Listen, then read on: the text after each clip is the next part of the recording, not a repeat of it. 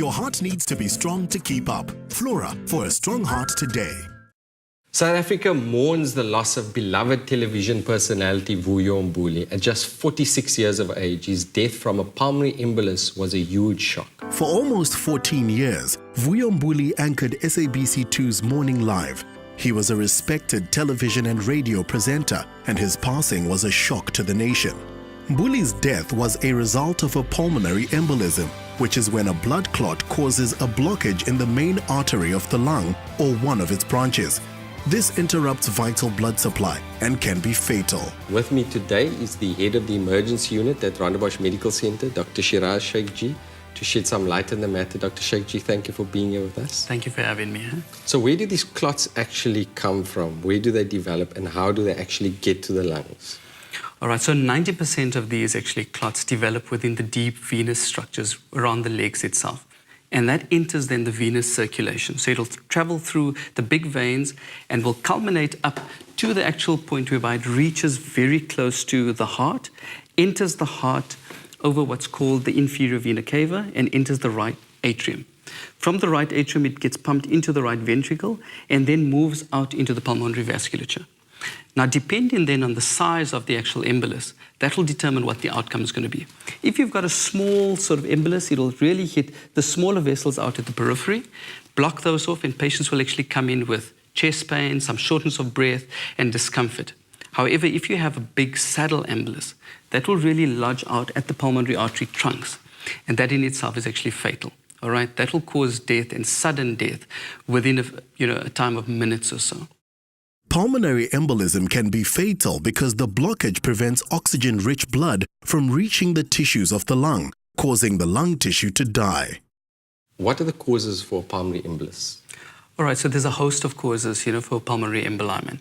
If one looks at it, you look at things that actually cause very poor blood flow. Another thing is sort of vessel damage as well, so during maybe a surgery or so, or an injury that may have taken place. But then there's a host of factors that are sort of modifiable, that come in and then predispose someone to developing clots specifically.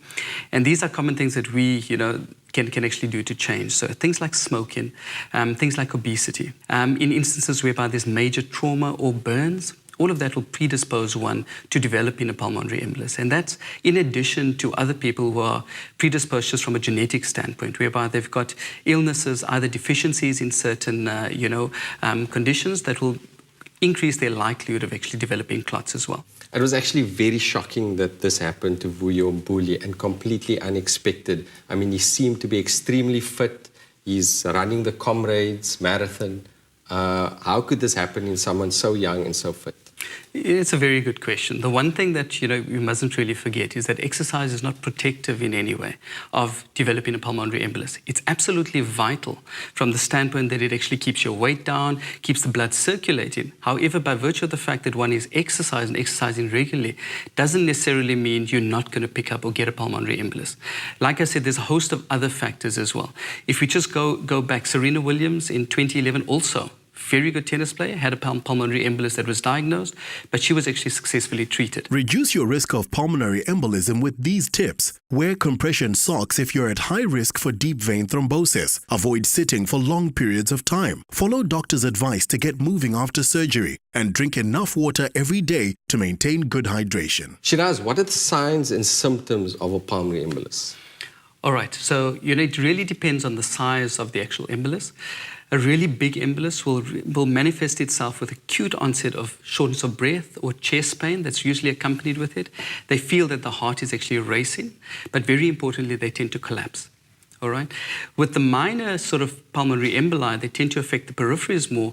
It's really a pleuritic kind of chest pain. So each time a person breathes, they find that it becomes quite painful. So sudden chest pain, difficulty in breathing. Sometimes if you breathe in or out, you develop pain. That's correct. And also sweating and also coughing at times. Coughing, and what's telltale about the coughing is that there can be some blood that comes up. Obviously, the size will determine. Smaller pulmonary emboli, people don't necessarily collapse, but they do have quite significant pleuritic chest pain. And that's the main reason why they come in. And when you notice it's just pleuritic in nature, you feel it's not really a heart attack, so it can't be anything serious. However, the potential is still quite high. So Shiraz, someone collapses right in front of you. What do you actually do? So the first thing you want to do is assess responsiveness. So if the patient's responsive, their airway is patent and they're maintaining it, you'd basically want to put them into the recovery position, which is over onto the left lateral, put the arm up at the top and just bend the legs as well. What it does is just facilitates any sort of secretions in that to flow out of the mouth, so it doesn't really obstruct the airway. It also takes the tongue away from the back of the throat. However, if the patient is unresponsive, well, the first thing you want to do is call for help. So you want to identify someone to basically go through and just alert someone that you know some advanced care is actually on the way. At that point in time, you'll go through and now assess, is there any cardiac output and are they breathing? And then one would basically continue through with CPR. So we try and keep the CPR running until emergency personnel get there. Definitely, that's absolutely vital. Thank you, Dr. Sheikh for helping us understand an embolus. Maintaining a good heart and vascular health can be achieved with these simple steps. Have a healthy diet that includes whole grains, protein, fresh fruit and veg, and plenty of nutrients and essential fatty acids. Exercise for at least 30 minutes as many days of the week as possible. Reduce your weight if it's an already unhealthy range. And quit smoking as soon as possible.